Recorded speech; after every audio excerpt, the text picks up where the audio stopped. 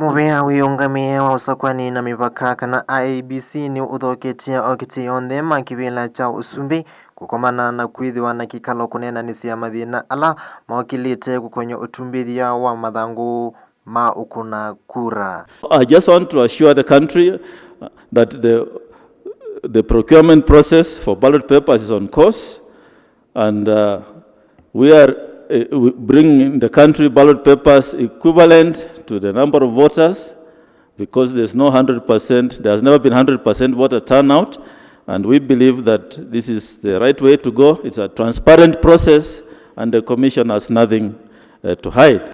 Musili wa makwani wa koti wa Supreme Jokidung ni wasiaka na usakwani wa Kenya ni moseseye ni kativo. The 2022 election cycle is the third election cycle since we overhauled our electoral laws, principles, standards and institutions with the enactment of the 2010 Constitution. This means that our electoral system is now consolidated and we now have a well-trodden path with respect to electoral jurisprudence and procedures. Mwene kivila wa IEBC Wafula Chebukati ni waisie kusomethwa kwa ala makongamea usakwani ni kuendea na uthela na kuvundi wakuni kukuendea kuigithia kana usakwani ni wendea nesa.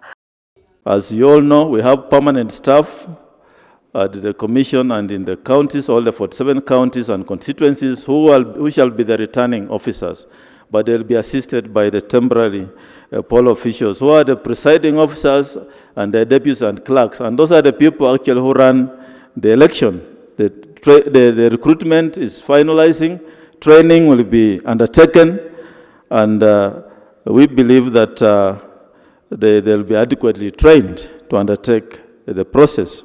Azimio presidential candidate representative Caroline Karugo ni waisie kana ngwatanio isuni kukulia IEBC kuigithia kana wena na uyana nuna utheu ivindani ya ukuna kura. As a party, we have had a number of concerns about the state of preparedness by the IEBC for this election.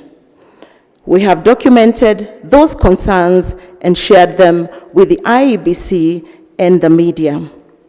Our intention has never been to undermine the IEBC, or it has been to constructively criticize the process to improve the process for the benefit of the nation. The Kenyan voter, please turn out in large numbers on the 9th of August and exercise your democratic right. William Ruto wa Kenya Kwanza na Raila Odinga wa Azimio matumia aungamimo vala George wa Jakoya wa Roots Party na David Maure wa Angano Party mevikite. Mesha Kimanzeni TV.